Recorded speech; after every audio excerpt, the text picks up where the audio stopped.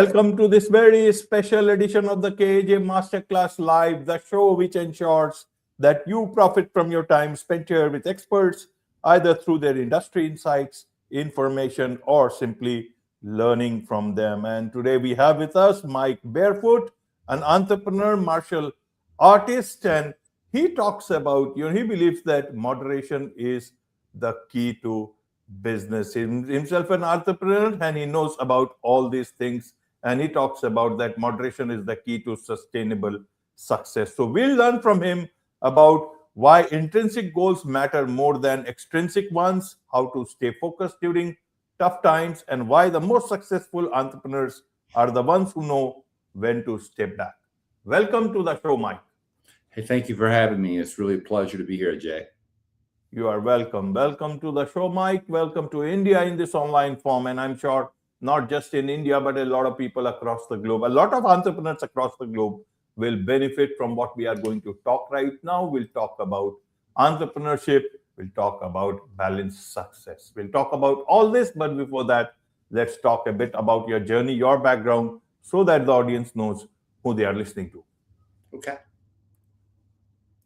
Is there anything you'd like me to start with or hone in on, or anything about your journey that others can relate to and benefit from you, Mike? Okay, absolutely. Okay. Well, I would say, I started off getting an education, a 4-year degree, wasn't sure what I wanted to do.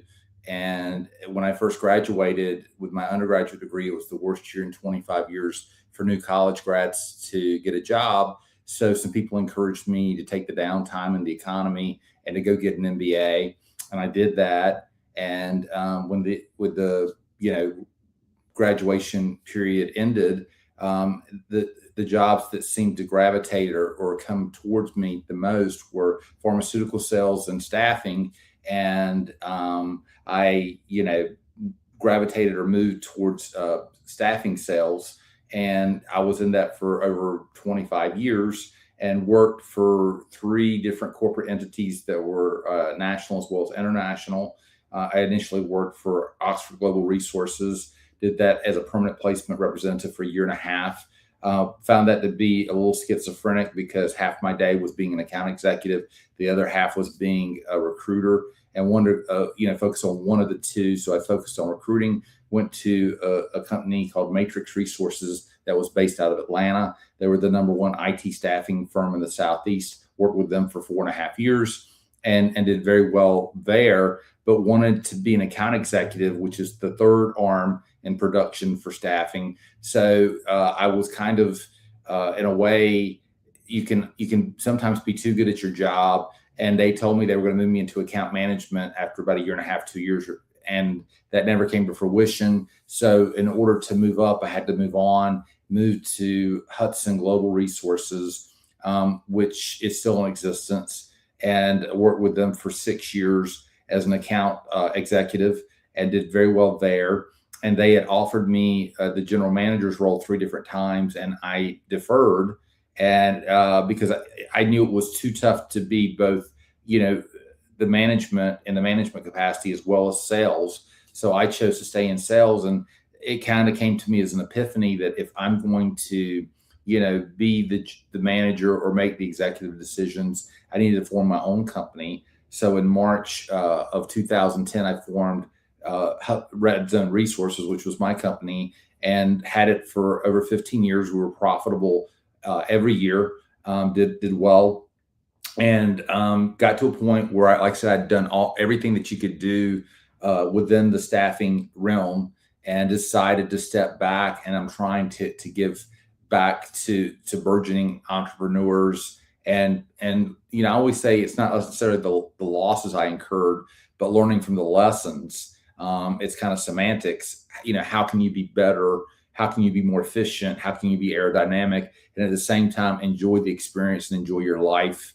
From a standpoint of feeling like you're in the moment and you're making success, but you're also having a fulfilled life at the same time.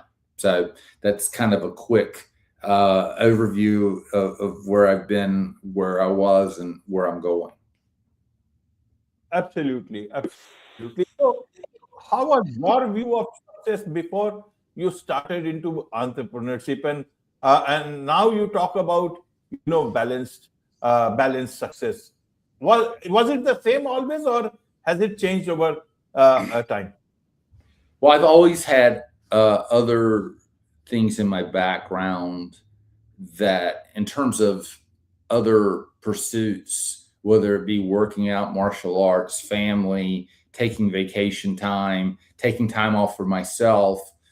But I think in the last 10 or so years, I've made it more and put it at the top of my to-do list, because I've talked to other people in my fields that have burned the candles or burned the candle at both ends, and they've tried to put work at the forefront and that be the focal point, and their health has suffered.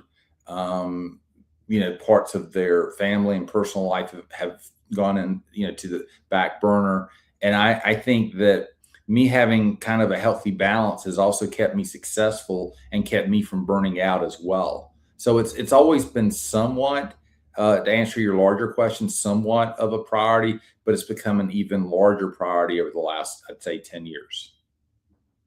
Absolutely, Mike. So success is, so people look at it from from their own point of view at different points in time in their lives. So should people, especially entrepreneurs, should they look at success or define success uh, when they are starting out, or should they look at balanced success after they have achieved their kind of success? How do you want to put it? So it's like, so many people say money is not everything. Right. But then people say generally after they have made their share of money.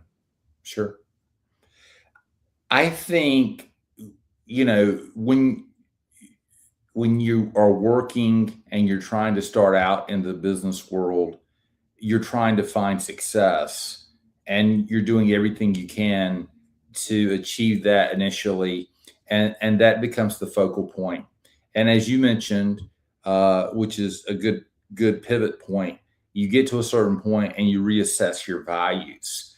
And Charlie Munger, who was a partner with Warren Buffett, and he passed away a few years ago, said, making your first 100,000 is the hardest thing to do. And then after that, it becomes easier because, you get to a certain point and growth becomes exponential, because it's like a snowflake that turns into a snowball and eventually turns into a snowman.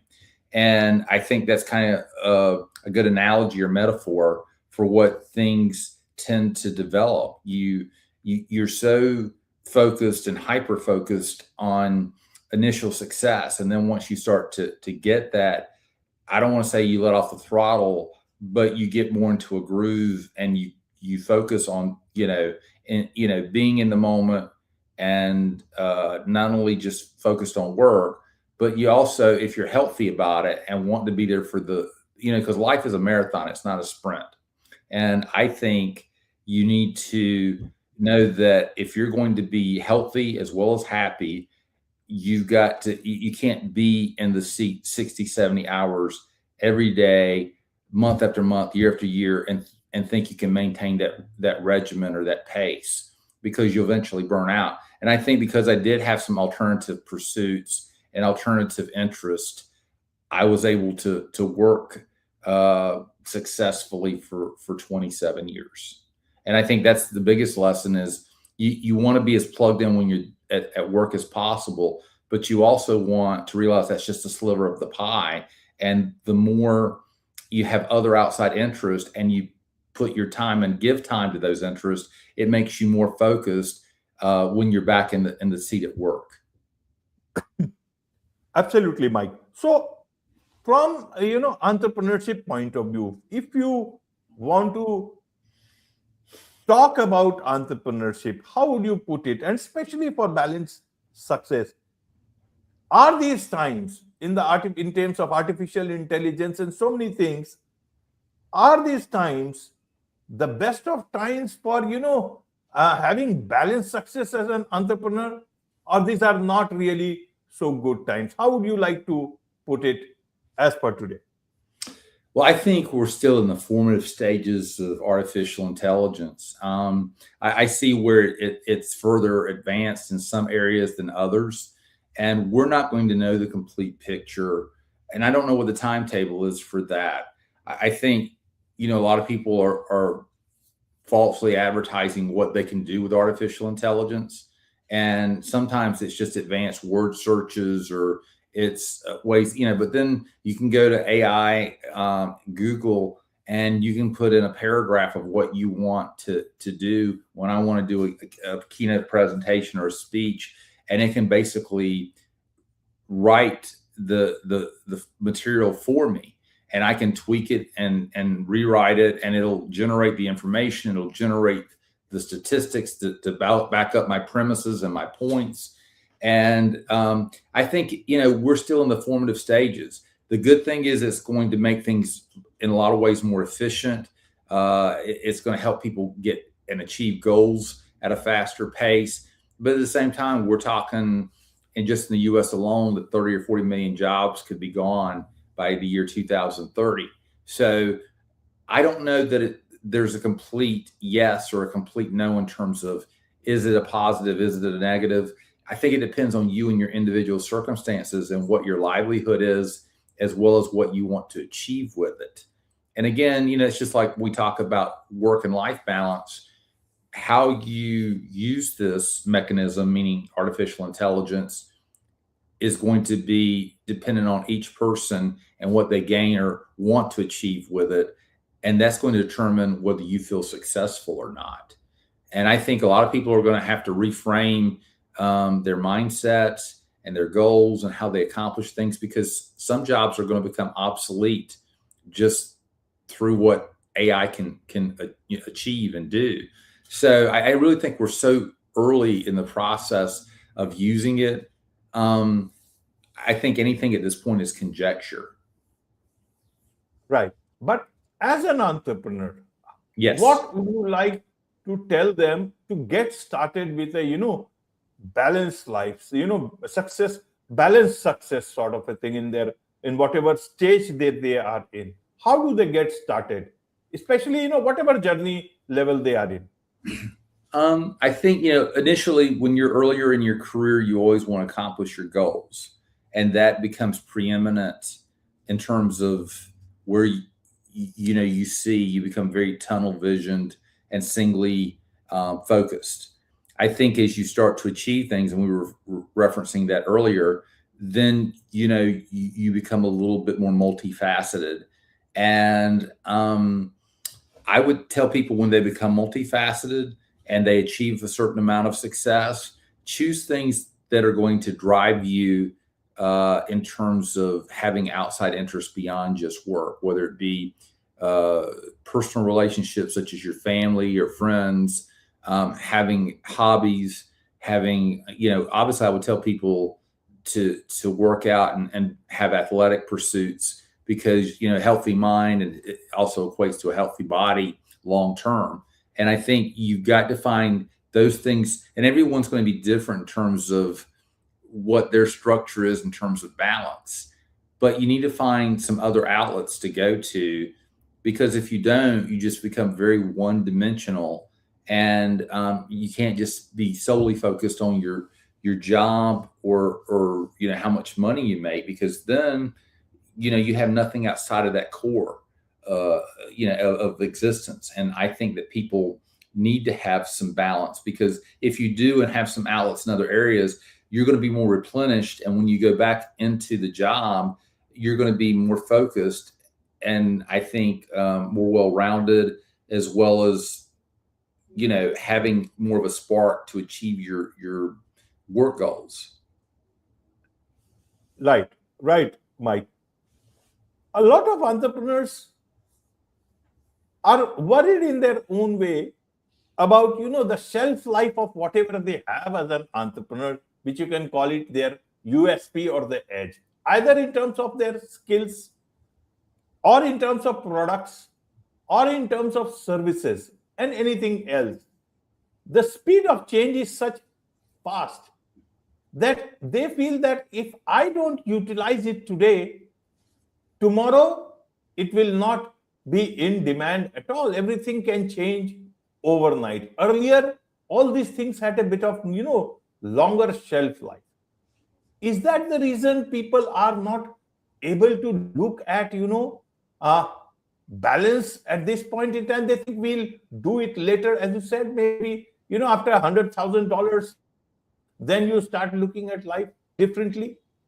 How would you want to tell people to create things which can have a longer shelf life, and they can have a bit of more, less anxiety about what their USP is, what their long term, uh, skill set or product or services could be?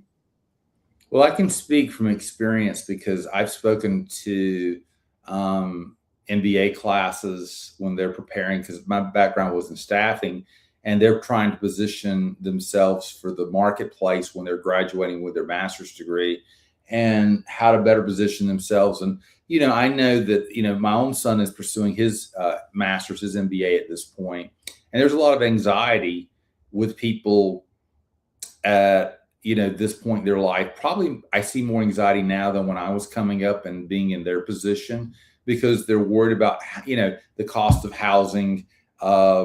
Inflation has risen, typically it's around 3% on average. And we've seen it in double digits in previous years. And people are worried about paying for, the life expenses that they incur on a regular basis, on a daily, monthly, and yearly basis. And I think we have a society, especially the younger generation, that is more concerned about that. So I think you do have to combat that anxiety with finding some time for yourself. You see so many people that are immersed in technology, whether it be video games or social media, and there's a place and a time for those elements. But at the same time, you've got to go back to the basics and, have good personal interaction and satisfaction with the people that are around you. And you also have to find other things, whether it be sports or entertainment or hobbies or vacationing or, trying to stay in shape, because I think that keeps you sharper than if you just focus on the working aspects of your life. So yeah, I do agree with you that there's anxiety and things are changing so quickly that I don't think there's a template or a boilerplate or one answer for people to find how to achieve what they want. And what people want, one person's floor is another person's ceiling. So what I view as success and what you view as success could have a lot of overlapping ingredients, but at the same time, we could have different values in terms of what we put, favor towards and what we think are important. So you've got to develop your own strategy and your own game plan for what you think is going to make you happy. And if that makes you happy, it's also going to make you happier in the workplace. And I think you're going to be, both sides are going to be, or both jars are going to be more full in terms of your personal life as well as your work life. And I do think you've got to find that balance as well, and how to deal with that anxiety of the unknown of how AI is going to personally and universally affect us. Right, Mike. Right. One last thing I want to understand from you is that in terms of networking, as people say, often people use this thing, your network is your net worth. Yes. And a lot of business people, especially, many a times you try to look at the personal network also spending time, but every time it leads to only moving towards more professional talk, work talk, and everything is centered around not on personal connections, but more of professional network. What is your best advice on this? Is it long lasting? Because work connections are just work connections, and you are talking about balanced success here. How do you want entrepreneurs to look at networking in today's time? Well, I come from a world of sales, and networking in every format in that world is key. And I believe in relationship-based sales as opposed to transactional sales. I think those are the two types of sales. And, transactions, obviously, you just get to know the person you're trying to make that sale, and you don't really have a personal connection with them other than the business side of it. I've had people that I've had relationships for 12, 15, 20 years that not only have been key members and people that I've dealt and done business with, but I've also developed personal relationships with. And, as much as you can know from a standpoint of what your industry is or what your business is, I don't think that's the biggest thing. I think emotional intelligence and being able to communicate with people and the ability to connect, because I always say, if you have two choices and, in terms of a person that you're trying to do business with, and they have two organizations and two people that they have a choice to do business with, they're going to tend to choose the person that they like and get along with more so than just the person that can provide the service. Because the person that is able to connect with them personally as well as professionally is who they're going to want to develop a long-term relationship with. And I think that's the key, is separating and delineating yourself from not only what you can provide professionally and what your services and what your product can provide, but what you can provide in terms of a real connection, in terms of you're there for more than just their money, and what they can do for you. It has to be a bilateral, reciprocal relationship for you to, one, feel fulfilled, but for it to be more effective too. Absolutely. There is so much to learn about all this from you, Mike. And I'm sure a lot of people would want to connect with you, learn more from you, about you, try to engage with you if possible, and on a long-term basis. What's the best way for them to do so? Well, I have a presence on LinkedIn. That's always a great way. It's Michael Barefoot. You can find me there. You can also go to my email address and reach out to me, and that's mikeb@redzoneresources.com. And those are probably the two best ways to get hold of me, and I will respond. And, like I said, I think, we've really been honing in on communication and connection. And I think that's the way, just the way you're setting it up is the way to, further anything in terms of being fortuitous or being positive or making more strides. Is it's not necessarily always what you know, but also who you know. So building up your network is imperative to being successful. Absolutely. With this, it's a wrap on this very special edition of the KAJ Masterclass Live. Thank you so much indeed for joining us.